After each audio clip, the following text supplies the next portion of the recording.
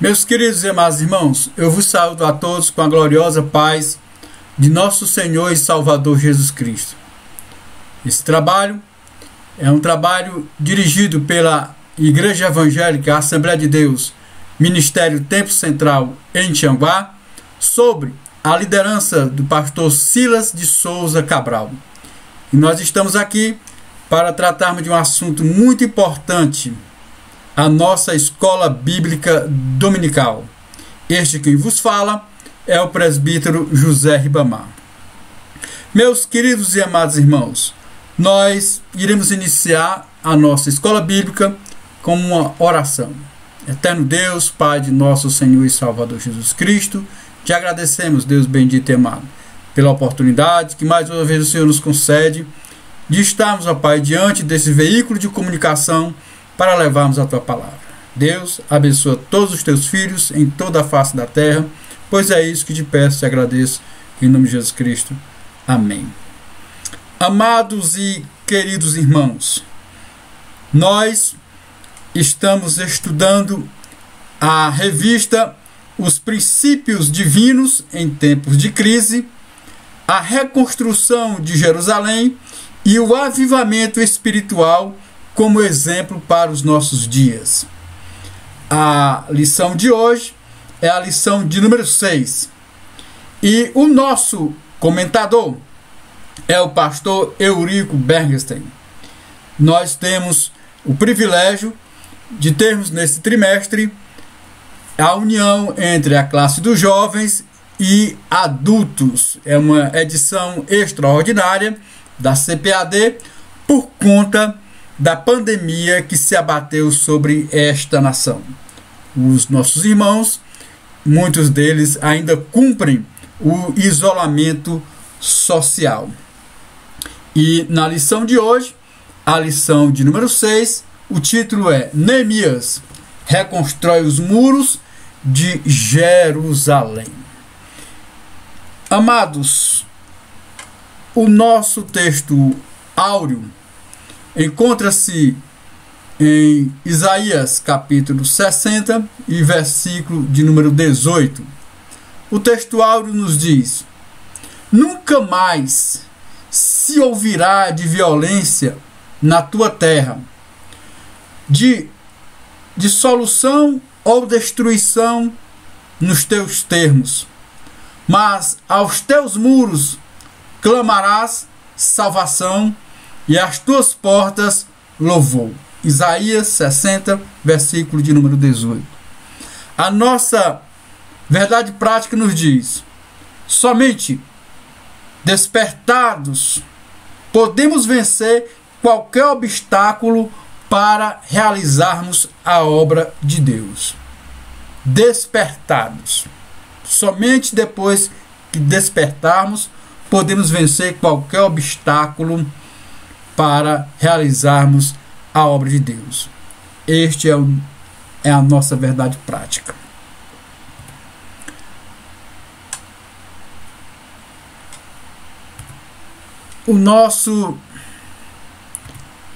A nossa leitura bíblica em classe encontra-se em Neemias, capítulo 1, versículo do 1 ao 4, depois capítulo 2, versículo do 1 ao 9. Então, vamos para a leitura bíblica em classe. As palavras de Neemias, filho de Acalias. E sucedeu no mês de Quisleu, no ano 20º, estando eu em Susa, a fortaleza, que veio Anani, um de meus irmãos, ele e alguns de Judá, e perguntei-lhes pelos judeus que escaparam e que restaram do cativeiro e acerca de Jerusalém. E disseram-me: os restantes que não foram levados para o cativeiro, lá na província, estão em grande miséria e desprezo, e o muro de Jerusalém fendido, e as suas portas queimadas a fogo. E sucedeu que, ouvindo eu estas palavras, assentei-me e chorei, e lamentei por alguns dias, e estive jejuando e orando perante o Deus do céu. As palavras...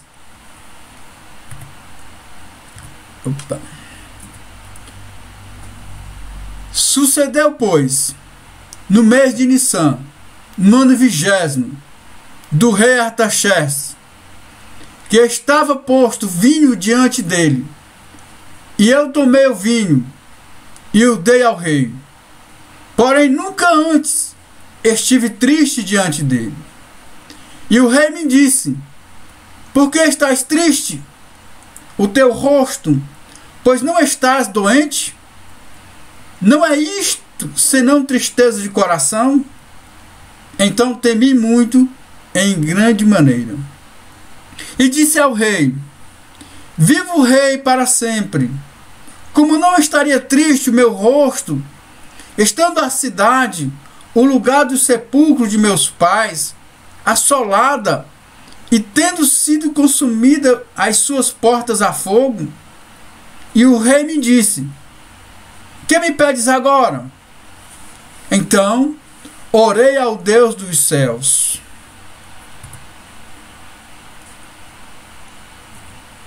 E disse ao rei: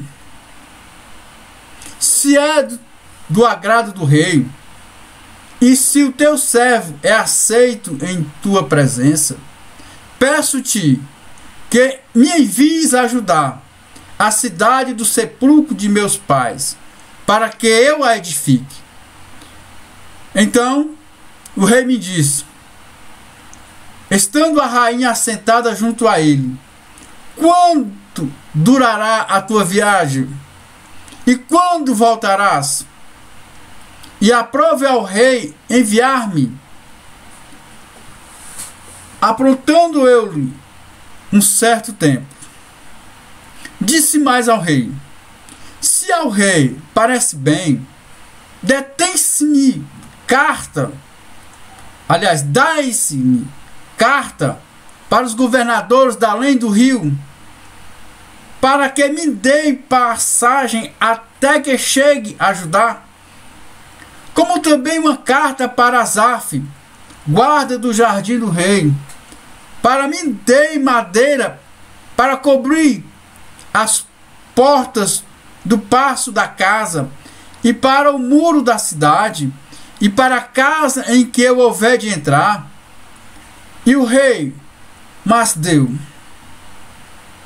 segundo a boa mão de Deus sobre mim. Então vim aos governadores da além do rio, e dei-lhe as cartas do rei.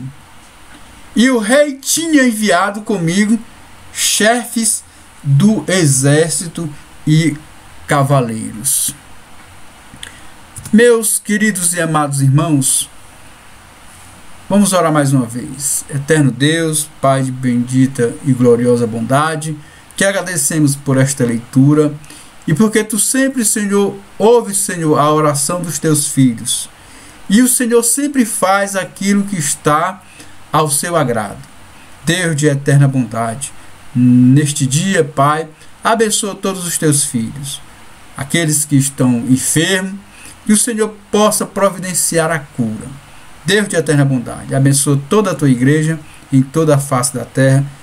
E, Senhor, te fazemos um pedido especial. Estamos vivendo, Senhor, em dias de pandemia. Pedimos que o Senhor faça cessar esta praga que se abateu sobre toda a face da terra. Pois é isso que te peço e te agradeço, em nome de Jesus Cristo. Amém.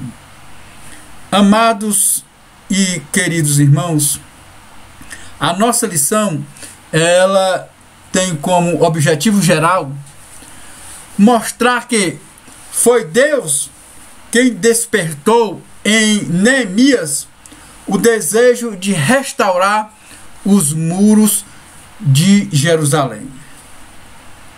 E nós sabemos que o Senhor, ele trabalha.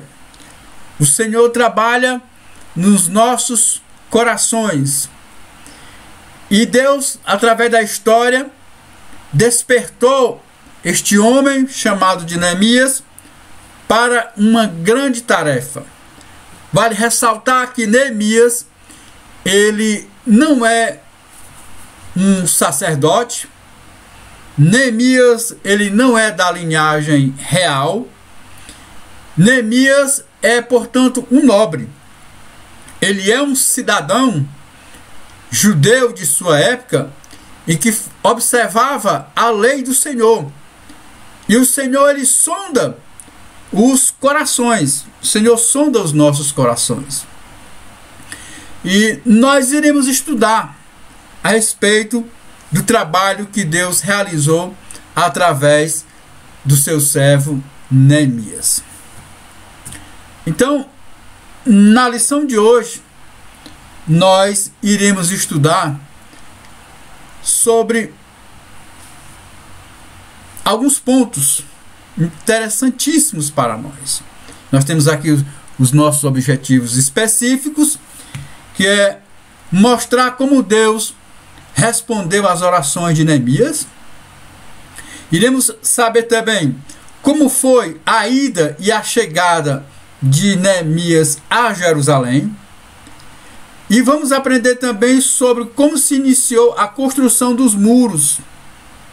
E iremos compreender que o levantamento dos muros, ele provocou uma grande oposição. E vamos também aprender sobre como foi a inauguração solene dos muros da cidade de Jerusalém. E vamos tecer algumas considerações a respeito do ensino que a construção dos muros traz para nós. O nosso primeiro ponto, ele fala a respeito de que Deus responde às orações de Neemias.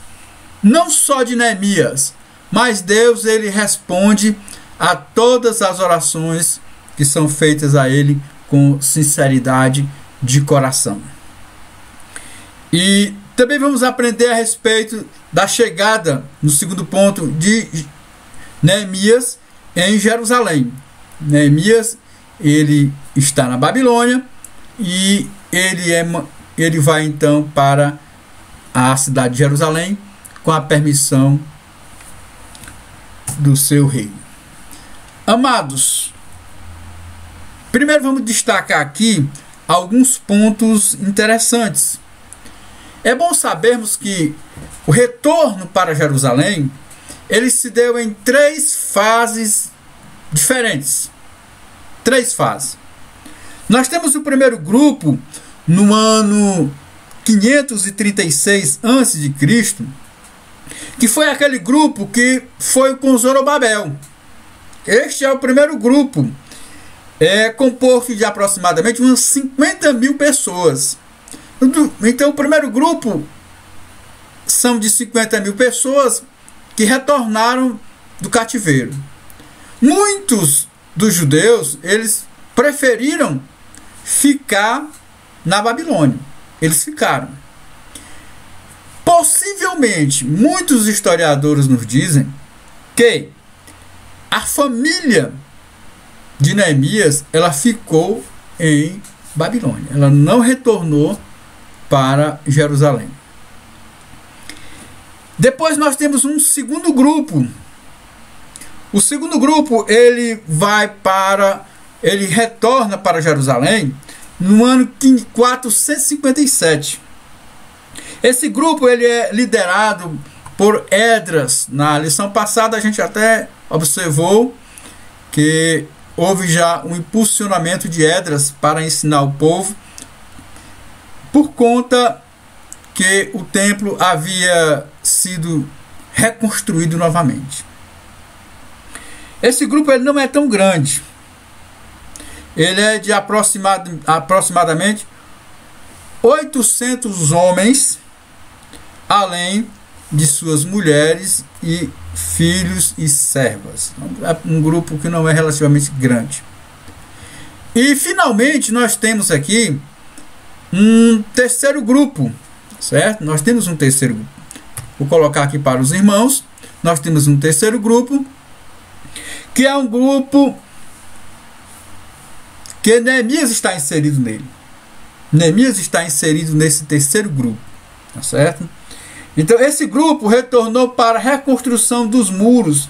Nós podemos ver aí as referências bíblicas, Esdras 7:1 e Neemias 2:5 ao 8. Então temos aqui 3 grupos que retornam para Jerusalém.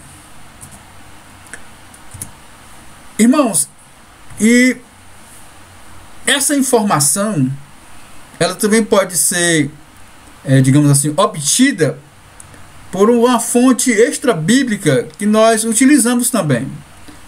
O historiador Flávio José, ele fala a respeito dessas, digamos assim, desse retorno para Jerusalém, tá certo?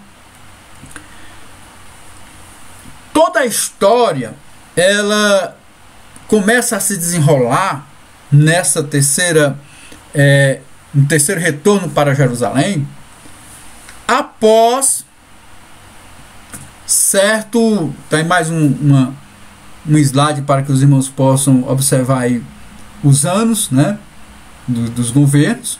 Nós temos aí o governo babilônico, o governo medo-persa, no qual Zorobabel fez parte, Esdras e Neemias. Como bem sabemos, os muros da cidade, eles estavam em ruínas. Os muros, eles foram levantados somente com a chegada de Neemias.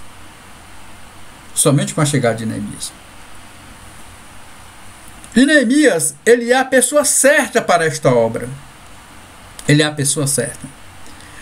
Quando o rei Ciro deu a ordem para que Zorobabel retornasse para Jerusalém, essa ordem, meus queridos e amados irmãos, ela era para reconstruir o templo de Jerusalém.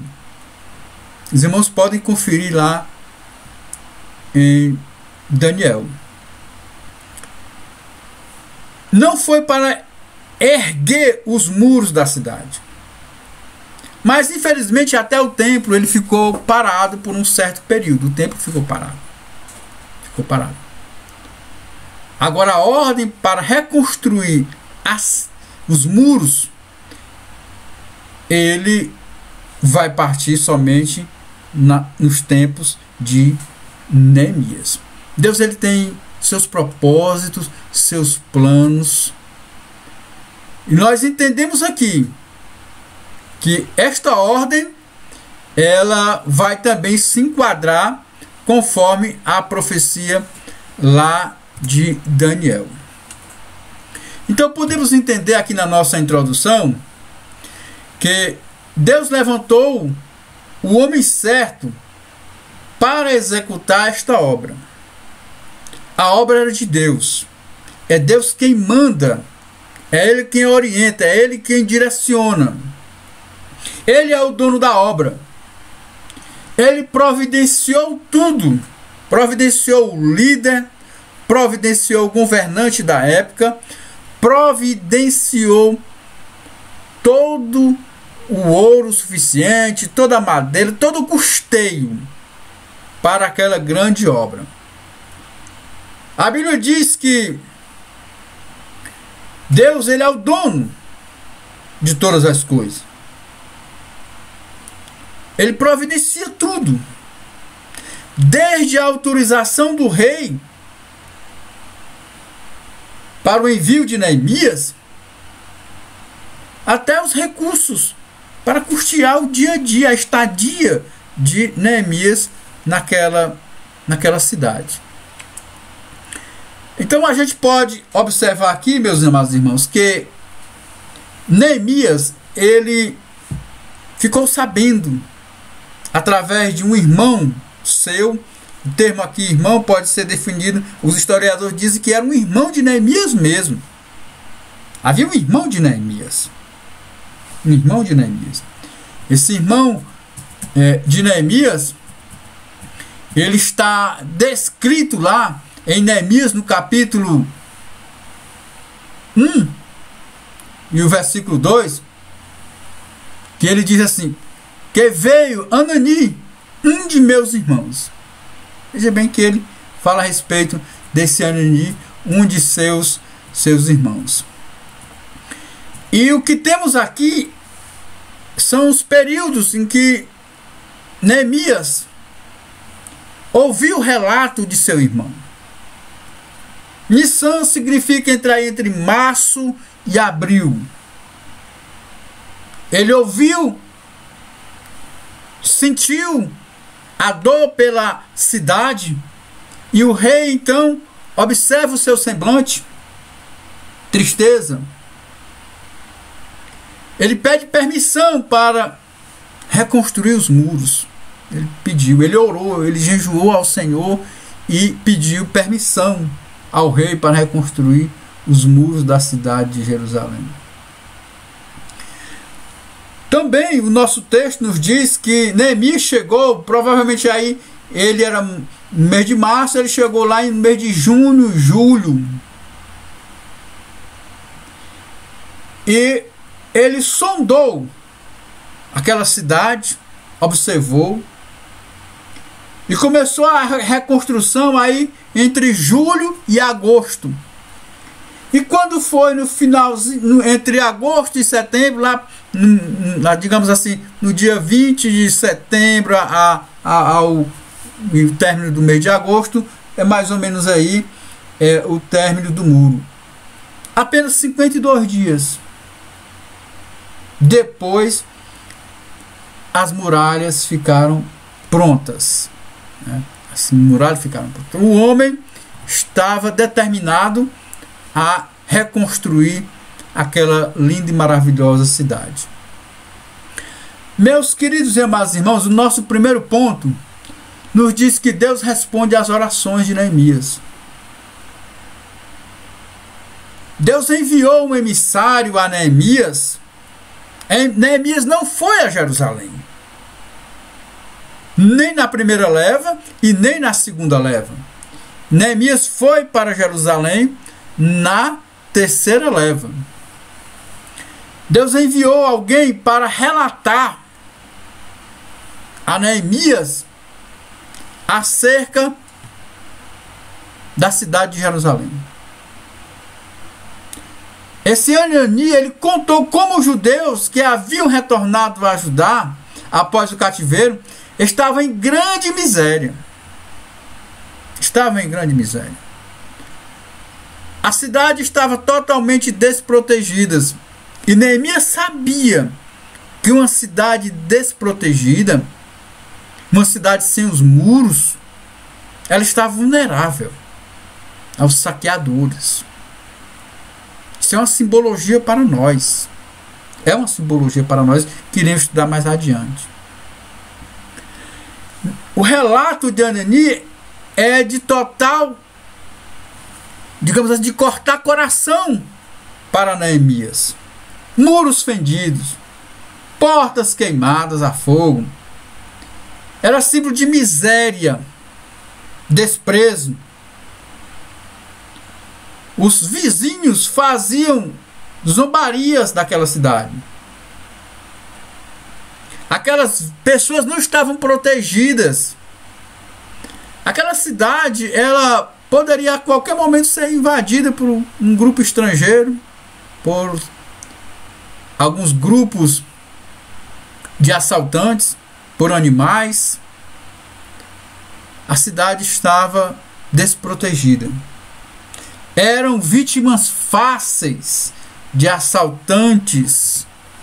Era uma presa fácil. Era uma presa fácil. Quando uma pessoa ela não está protegida por Deus, ela é uma presa fácil do inimigo. O inimigo se aproxima e adentra na vida daquela pessoa por conta que ela não está protegida. Não está protegida. A Bíblia nos aconselha que venhamos a pegar as armaduras de Deus. Neemias então chora angustiadamente, jejuma, ora. É uma angústia profunda pela situação do povo que morava em Judá. É alguém se condoer pela dor alheia. E como nós precisamos disso nos nossos dias. Se condoer. Ter empatia pela dor alheia. Neemias estava numa posição privilegiada. Ele era copeiro do rei. Um homem de extrema confiança do rei. Para que os irmãos entendam, esta posição é, podemos dizer assim, a posição mais próxima do rei. Mas ele não era governador, ele era um simples copeiro. Deixa eu lhe dizer aqui, meu querido e amado irmão. Neemias, ele era o responsável pela comida que o rei comia. Ele era responsável pela bebida que o rei bebia. O rei, todos os reis, eles temiam ser envenenados. Antes do rei provar uma bebida, aquela bebida primeiro era provada por Neemias. Ele provava. Ele comia primeiro a comida que o rei ia comer, para que depois ele viesse a comer. Era um cargo de extrema confiança do rei. Se houvesse algum atentado contra o rei, Neemias seria uma das pessoas que morreria primeiro do que o rei. Se houvesse alguma anormalidade na comida do rei, Neemias, ele era o responsável. Ele era o responsável. Então, Neemias, ele ora. A sua oração está registrada lá em Neemias, no capítulo 1, versículo 5, quando ele diz que inclinou-se para orar. E orou muito. E Deus ouviu a sua oração. E a resposta, ela veio aí no mês de março, como a gente pode observar aí pelo slide. Veja bem aqui, meus irmãos, que Deus, ele responde as nossas orações quando elas são feitas com sinceridade. Porque Deus, ele vê o interior. Ele vê o interior. Ele não vê como vê o homem. E observe aqui essa gravura. Neemias a serviu o rei.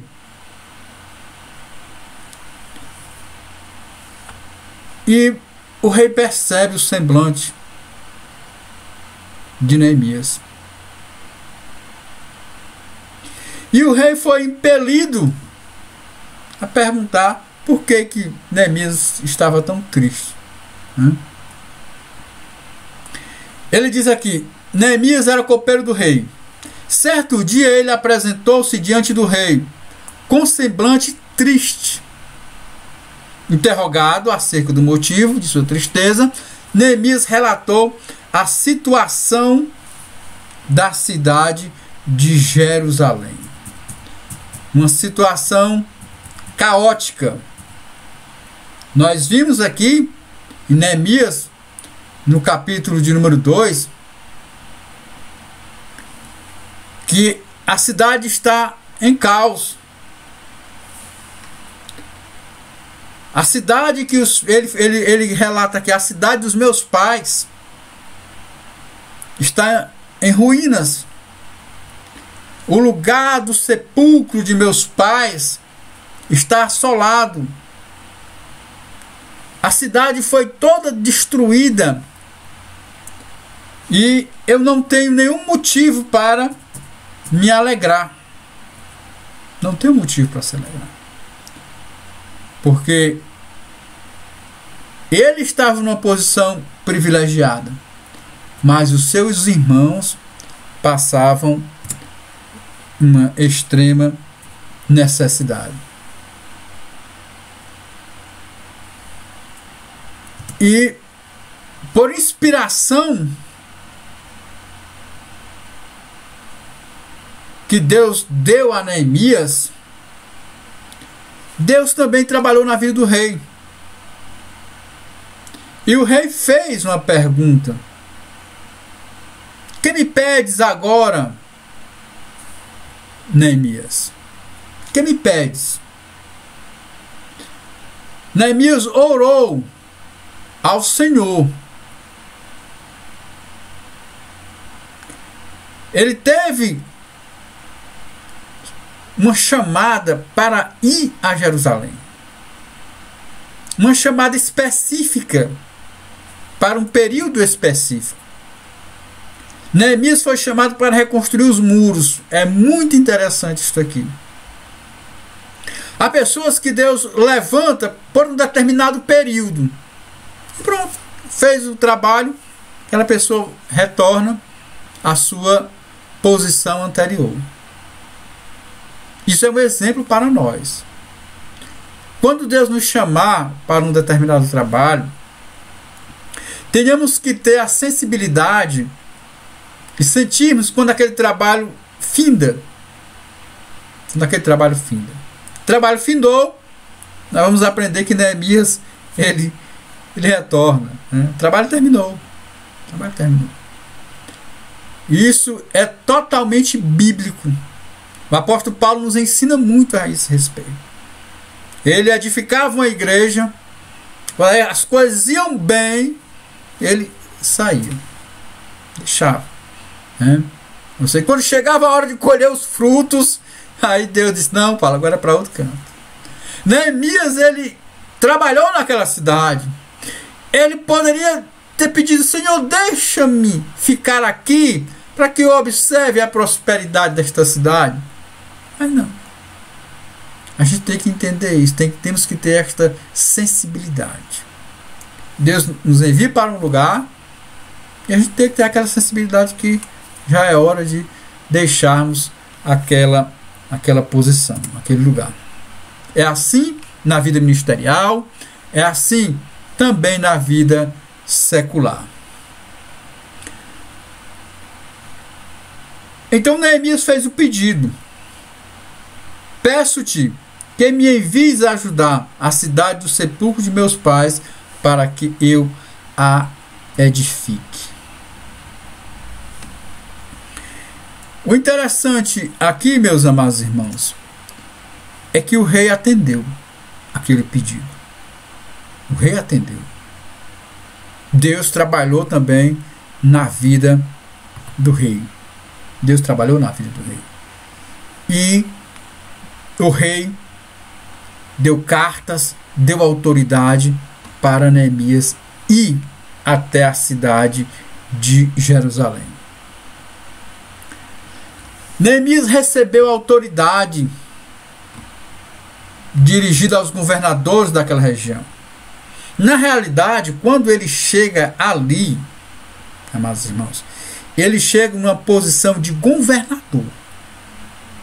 Esta é a posição dele, uma posição de governador.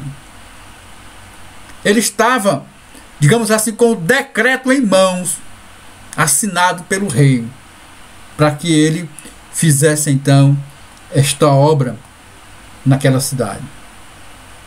E ele recebeu também uma escolta. Ele foi escoltado. Havia soldados com ele. Havia uma equipe. Ele não foi só. Havia uma equipe com ele. A ordem era necessária para a construção, porque as nações vizinhas teriam que contribuir, teriam que dar permissão para que fosse retirada madeira, pedra, até a própria estadia do Neemias. Então tudo isso foi um presente de Deus, que Deus entregou nas mãos de Neemias. Parecia que aquela cidade não ia se reerguer nunca. Mas Deus é o Deus do impossível.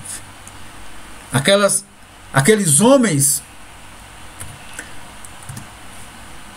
estavam fracos, debilitados espiritualmente e fisicamente, financeiramente, mas Deus modificou toda aquela situação através de seu servo Neemias. Concluindo aqui nosso primeiro ponto, nós temos um Deus que primeiro ele ouve as nossas orações e ele responde às nossas orações. Ouve e responde às nossas orações. O segundo ponto, Neemias ele chega naquela cidade. Neemias chega naquela cidade. Chegou em Jerusalém. E a história nos diz que ao chegar em Jerusalém, ele não declarou a ninguém o que ele estava fazendo ali. Não declarou. Ele não chegou ali com ar de superioridade, dizendo para os anciãos da cidade, para o sinédrio que já estava organizado. Ele já viu o sinédrio. Ele não foi afrontar nenhuma autoridade ali já constituída, nenhum líder. Mas ele chegou em silêncio. É um exemplo para nós. Ele foi tomar ciência do que realmente estava acontecendo. Ele não estava duvidando das palavras de Anani, não. Ele apenas queria ser uma testemunha ocular do relato pelo qual ele ouviu. E a Bíblia diz, meus queridos e amados irmãos, que ele saiu à noite, na companhia de poucos homens, sem dizer a ninguém qual era o seu objetivo. É muito importante isso para nós. O cristão, hoje fala-se muito em marketing. Se não tiver marketing, se não fizer o marketing, não vai aparecer ninguém na igreja, não vai dar ninguém no culto, se não houver divulgação, se não fizer isso, se não fizer aquilo outro, a obra não vai crescer. Eu quero que você aprenda com Neemias. Não precisa de marketing. Não precisa de alarde. Não precisa. O Senhor ele trabalha em cada coração, em cada mente. E Neemias fez aquela análise prévia.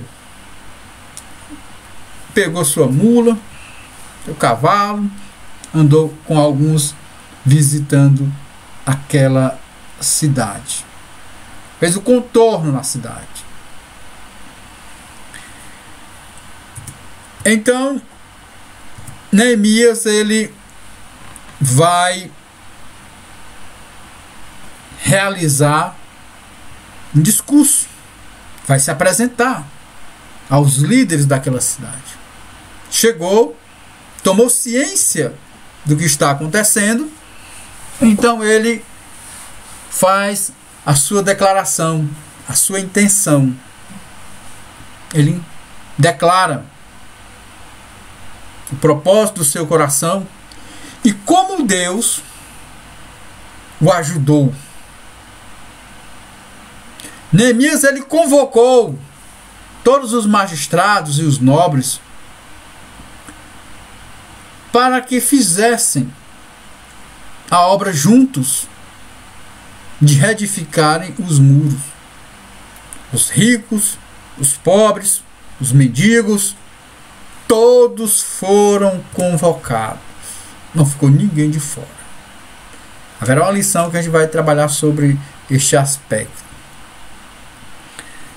E para que todos estivessem com o mesmo propósito.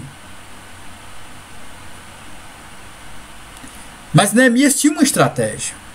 Ele não chegou dizendo, vamos levantar o muro. Não, ele sabia exatamente o que ia fazer.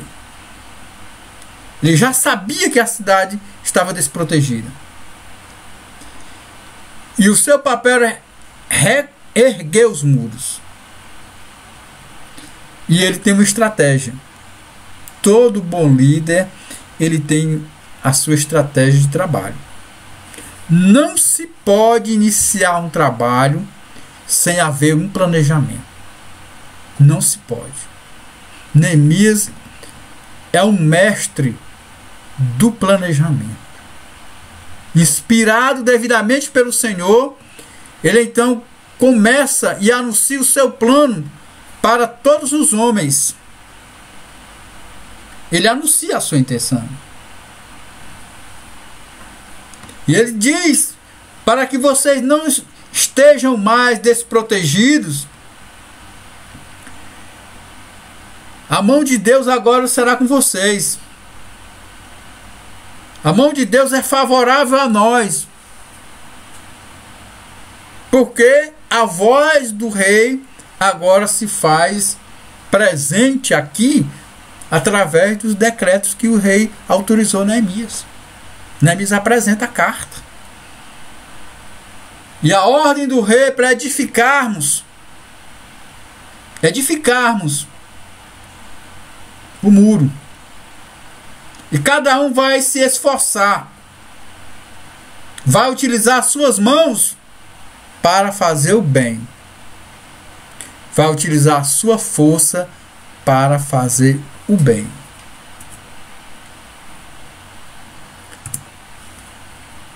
A Bíblia diz então que começa, dá início então a reconstrução dos muros. Porque dentro da cidade, as casas dos habitantes daquela cidade, ela tem seus quintais. Geralmente os quintais, eles desembocam no muro. Eles desembocam no muro. Quem tem uma propriedade, se estiver dentro da cidade, se estiver dentro do perímetro daquela cidade, ele terá então a obrigação de reconstruir. Em outras palavras, é como se Neemias dissesse: cada um de vocês vai construir a sua calçada. Você tem uma casa, tem uma calçada, faça a sua calçada. Tem uma casa, tem um muro, faça o seu muro. Então Neemias fez essa proposta. Cada um vai reconstruir a parte que ele pertence. E assim Deus-se. E quem não mora no entorno, como é que fica? Essas pessoas, elas têm outras funções. Alguns aqui são encarregados de retirar o lixo da cidade. Alguns são encarregados de pegar madeira. Outros são encarregados de fazer tijolos, de trazerem pedras. Há uma organização. Outros são colocados como guardas. Há uma organização. Há trabalho para todos. Há trabalho para todos. Ninguém fica desocupado. Ninguém fica desocupado. Então Neemias, ele tem um plano. Ele tem um plano. Ele reconstrói as portas da cidade. A cidade de Jerusalém, ela tem 12 portas. Essas portas, elas são reconstruídas. É por isso que precisa de madeira. São reconstruídas. São colocadas novamente no lugar anteriormente que elas estavam. Veja bem aqui que diz que há pessoas encarregadas de levantar o muro ao longo de toda a sua extensão. Muitas delas edificando um pedaço do muro que ficava em frente à sua própria casa. Olha que interessante. Veja bem que é possível, sim, construirmos um muro espiritual começando na nossa própria casa. Um muro espiritual para cada um de nós. Fazemos a oração do profeta: cerca-nos, Senhor, com muros de fogo. Com muros de fogo.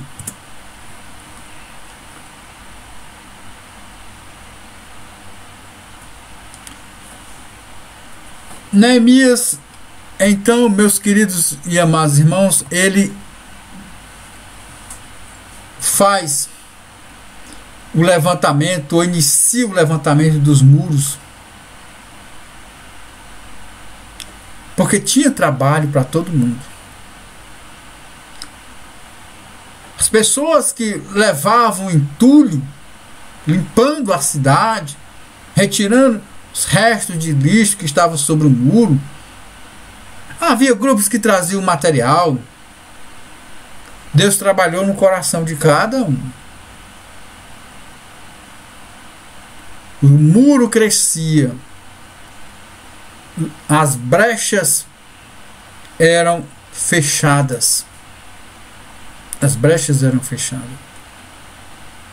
Se houver alguma brecha na minha e na sua vida, nós temos que fechá-las, amando o Senhor, fechá-las. Devemos aprender com Neemias. Fechar as fissuras, as rachaduras que porventura possam permear a nossa vida.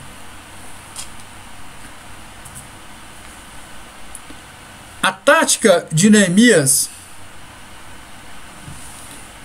era de engajar todo mundo.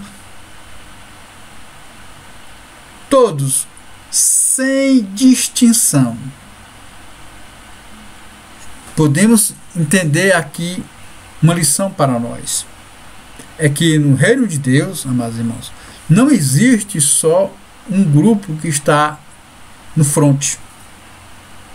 Todos nós somos convocados. Alguns vão estar no fronte, outros vão estar de joelhos, outros estarão clamando, outros vão em busca de suprir a falta material. Neemias tinha um plano. Ele dividiu. Se nós tivéssemos tempo aqui suficiente, nós íamos estudar com mais clareza isso. Mas ele dividiu todo o povo e deu função para todos. Eu creio que todo jovem, ou todo adolescente, toda mulher, todo homem, quando levantava naquele dia, já sabia o que ia fazer. Já sabia o que ia fazer. Não estava à toa, não. Sabia muito bem qual era o seu papel naquele ministério. O nosso comentador, ele nos diz assim: conselho para todos nós, não só para pastores. Assim também o pastor da igreja deve, na direção do Espírito Santo, orientar os crentes a entregarem-se a Deus para realizarem a obra do Senhor. Veja como é importante. Por isso que nós temos que orar pelas nossas autoridades espirituais, e também as autoridades políticas, as autoridades constituídas, para que Deus se apiede dessas pessoas e coloque em seu coração algo para direcionar as pessoas as quais estão submetidas a ela. Nós estamos sobre a régia espiritual de um líder espiritual. Estamos também sobre a régia de um governante político. Essas pessoas precisam ser bem orientadas pelo Senhor, para que possam então direcionar o povo. Assim fez Neemias. Trabalhar para o Senhor enche o coração dos crentes de alegria. Todos ali ficaram alegres com aquela mensagem. Neemias então inicia o levantamento dos muros. Interessante. Quando começou a obra a andar, o inimigo ele se levanta. É um conselho que eu dou para todos. Quando você começar a agir, começar a trabalhar, a produzir algo para o Senhor, não pense que as coisas vão ser fáceis, porque não vão. O inimigo, ele vai se levantar. Ele vai se levantar e ele também vai deitar. Porque esta obra, ela é do Senhor. Neemias encontrou oposição. Oposição ferrenha. A união, havia houve um levante entre o próprio povo, tá certo? E também os inimigos externos. Você sabia que a igreja tem inimigo interno e inimigo externo? Existe. Existe. O apóstolo Paulo deixou isso bem claro. Ele, amados irmãos, alertou a todos os líderes religiosos, a igreja, que pode se levantar alguém no meio da igreja para opor-se ao trabalho do Senhor. É verdade. Alguém pode se levantar para opor-se. Opor-se. É a ameaça interna. Mas também existe a ameaça externa. E nós precisamos da liderança e do apoio dos nossos pastores para sabiamente contornar esta situação.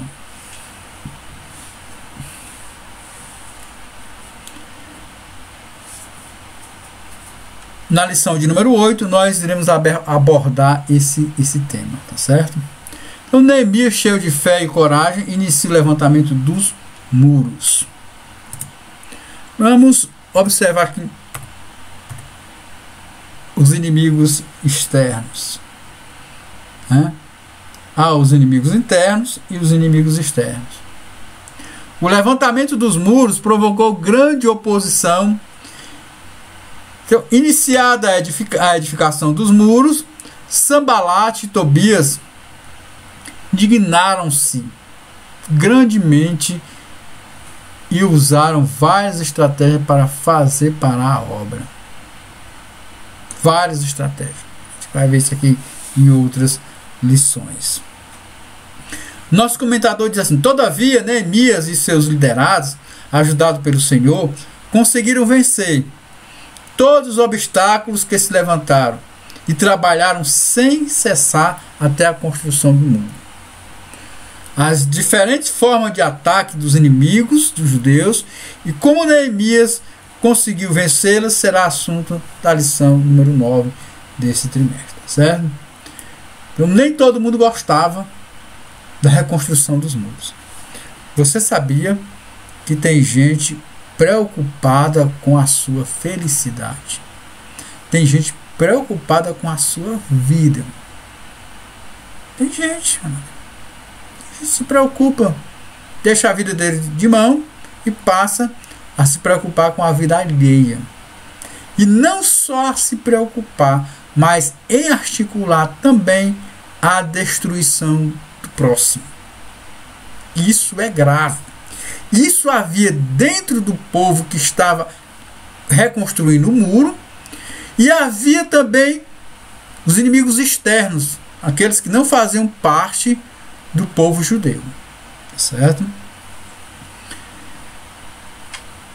Continuando aqui a nossa lição, os zombadores, né? Existem os zombadores aí que você está fazendo um trabalho para o Senhor e os zombadores dizem que seu trabalho não vale nada não está com nada, né? Usa esse linguajar pejorativo, né? E eles dizem, né, que as raposas elas poderiam até derribar o muro que esses judeus estavam fazendo. Eles falam isso, certo?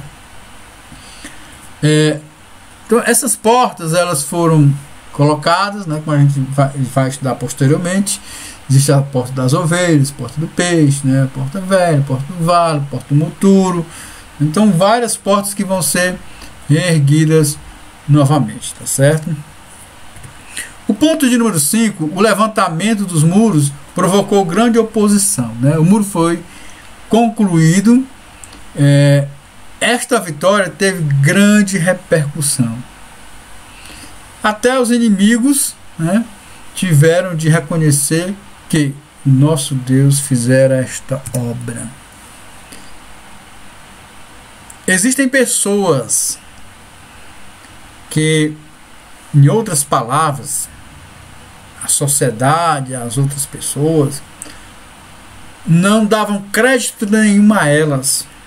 Eram pessoas desprezíveis, viciadas, presas pelo pecado, e de repente elas se encontram com Jesus, com o Evangelho, e o Senhor transforma a vida daquela pessoa.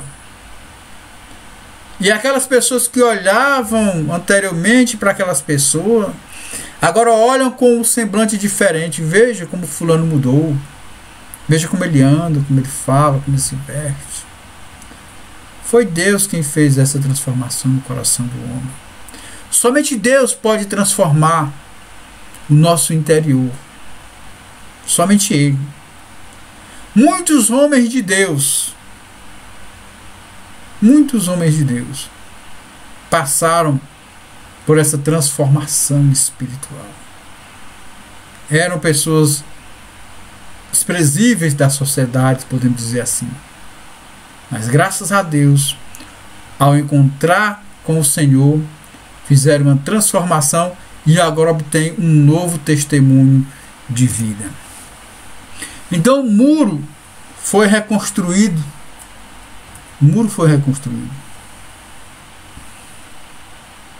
Os inimigos se levantaram para impedir, mas não conseguiram.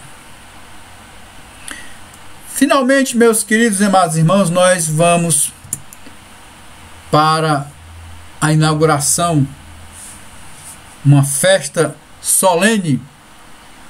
Concluído o trabalho, é dia de festa, é dia de alegria. É dia de alegria, amados irmãos. Quando a gente conclui uma obra para o Senhor, é tempo de alegria. E Deus responde do céu. Deus responde.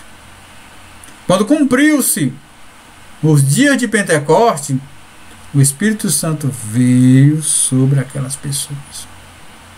Ele veio, é dia de festa. A terra se alegra, o céu também se alegra. Um pecador que se arrepende, a Bíblia diz que há uma festa no céu. Há júbilo, alegria. Então houve a dedicação dos muros. Todos os levitas foram convocados e dedicaram com muita alegria louvores, cânticos, todos os instrumentos musicais disponíveis daquela época, eles foram utilizados. Foram utilizados porque o Senhor requer de nós o melhor. Todo o aparato disponível na época foi utilizado. Todos os levitas vestidos a caráter, purificados. Todo o povo foi instruído na palavra. As portas estavam devidamente colocadas, cada uma em seu lugar. O muro estava erguido. Era um momento de júbilo, de muita alegria.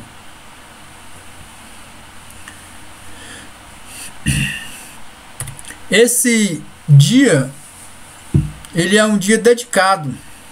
Ele inclui procissões ao longo dos muros. Isso, procissões. As pessoas são convocadas a visitar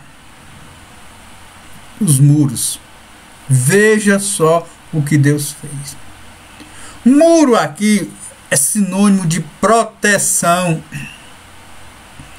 Não estamos mais desprotegidos. Espiritualmente nós estamos guardados pelo Senhor.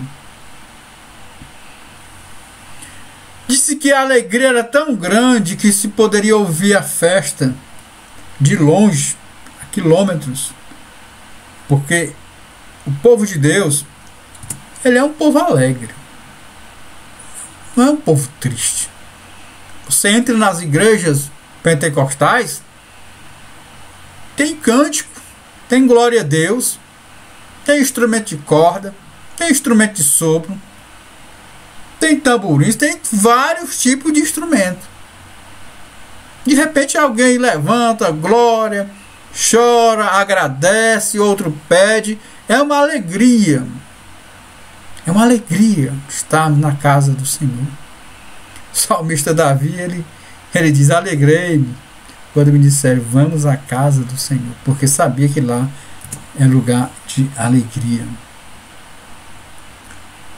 Então os sacerdotes, eles sacrificaram também naquele dia, tocaram aí os seus instrumentos. E o sexto ponto, os muros trazem ensino simbólico. Muro significa proteção, salvação. Então, o Senhor, amados irmãos, ele sente prazer em nos protegermos. O Senhor, ele guarda o seu povo. Ele é o guarda fiel, o guarda de Israel. Ele não dorme. Ele não pisca nem um olho, guardando o seu povo. Guardando o seu povo. O povo de Deus tem que entender que nós estamos nas mãos do Senhor. Obviamente que nós não vamos tentar a Deus. É algo totalmente diferente. Há pessoas que até com um certo pretexto nos dizem: irmão, as igrejas deveriam estar todas abertas. É falta de fé não ir para a igreja porque tem o coronavírus, você não tem fé em Deus. Uma coisa, amado irmão, é termos fé no Senhor. Outra coisa é temermos o Senhor, é tentarmos o Senhor. O crente foi advertido por Jesus a sermos prudentes como as serpentes. Você já estudou a vida de uma serpente para saber não quanto aquele animal ali ele é prudente, observador e simples como as pombas, certo? Então, os muros falam-nos a respeito de salvação. Temos agora uma cidade forte, porque Deus colocou salvação na nossa vida. O apóstolo Paulo nos pede que nós tomamos as armaduras de Deus. O segundo ponto nos diz que o muro da salvação fala da divina proteção que beneficia aquele que se abrigam dentro dele. Se você está em Cristo, você é nova criatura. O muro ele foi o resultado de um despertamento espiritual. O crente ele pode ser despertado pelo Senhor para uma obra. Como dissemos anteriormente, Neemias não era sacerdote, Neemias não era um descendente do rei Davi, mas Deus o levantou. Deus o levantou. Ele se sentiu condoído. Ele sentiu empatia por o sofrimento dos seus irmãos. E Deus então providenciou meios para que ele pudesse aliviar o semblante, o flagelo, a desolação que aquela cidade vinha sofrendo. Podemos dizer então, como o apóstolo Paulo, ele diz a Timóteo: eu sei em quem tenho crido, e estou certo que é poderoso para guardar o meu depósito até aquele dia. Saiba de uma coisa: o nosso Deus, ele é poderoso para guardar a cada um de nós até aquele dia em que haveremos de estarmos com o Senhor para sempre.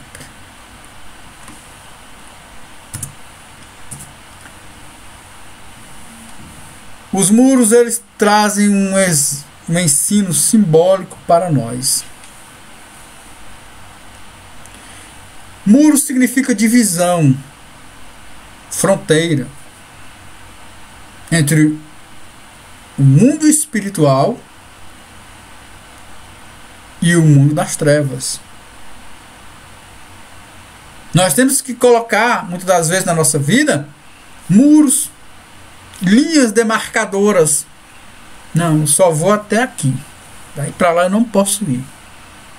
Eu não posso sair deste círculo, desta circunferência. Porque dentro desta circunferência eu estou protegido. No Senhor nós somos protegidos. No Senhor nós somos mais que vencedores. No Senhor. É preciso que entendamos isso. Em Deus. Enquanto estivermos dentro desta circunferência, enquanto fizermos parte deste povo, somos mais do que abençoados. Enquanto observarmos a lei do Senhor, seremos mais que vencedores. O Senhor, ele não muda e ele continua falando para nós. Se ele protegeu aquela nação no passado, ele pode também nos proteger. Existe uma linha divisória. Nós estamos inseridos nesta sociedade, mas nós não pertencemos a ela. Espiritualmente, nós não pertencemos a ela. Não pertencemos. E também não pertencemos a muitas coisas, a muitas filosofias que esta sociedade publica, adota e tem como filosofia de vida. Nós também não aceitamos. Jesus certa vez disse,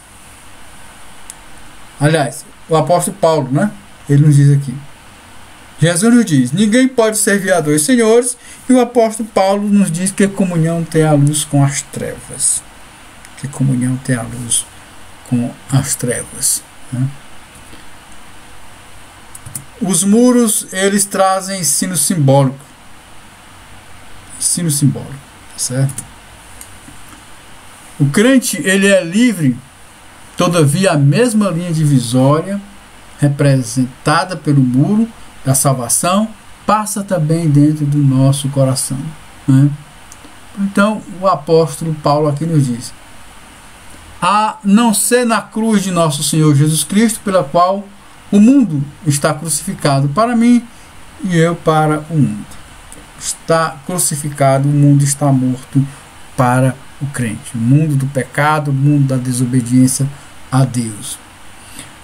Podemos dizer que, nas palavras do apóstolo Paulo, que para mim era ganho, ou que era ganho, o que eu considerava lucro, é perca.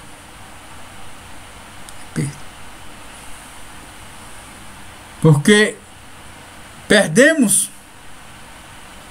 mas ganhamos em Cristo. Nós abandonamos, mas ganhamos em Cristo. A salvação, ela transforma. a vida do crente. Porque o crente agora ele diz: seja feita a tua vontade. É feita a vontade do Senhor. O segredo de uma vida, como diz aqui nosso comentador, cheia do Espírito Santo, é quem crê em mim. Quem crê em mim. Como diz as Escrituras, rios de água viva correrão do seu ventre. Então, meus queridos e amados irmãos, nós chegamos ao fim da nossa escola bíblica dominical de hoje. Nosso comentador foi o pastor Eurico Bergson.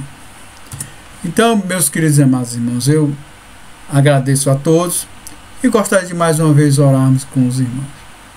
Eterno Deus, Pai de nosso Senhor e Salvador Jesus Cristo, te agradecemos por esse momento que o Senhor nos concede aqui. Também te peço agora, meu Pai, pelos teus filhos que estão enfermos. Senhor, que o Senhor possa estender a tua mão poderosa. Que o Senhor possa abençoar, meu Deus, os homens, os cientistas, para que possam, ó Pai, encontrar, Senhor, um antídoto, ó Pai, para as pessoas que estão acometidas pelo coronavírus. Pai, ilumina a ciência dos homens, porque ela, Pai, depende de Ti. O Senhor é poderoso para mostrar aqueles homens que estão em linha de frente, trabalhando para salvarem as vidas. O Senhor é poderoso para mostrar a cura, o antídoto. Pois é isso que te peço e te agradeço, em nome de Jesus Cristo. E a graça e a paz de nosso Senhor e Salvador, o amor de Deus, nosso Pai, e as consolações e virtude do Espírito Santo de Deus estejam com todo o povo de Deus para todo sempre. Amém.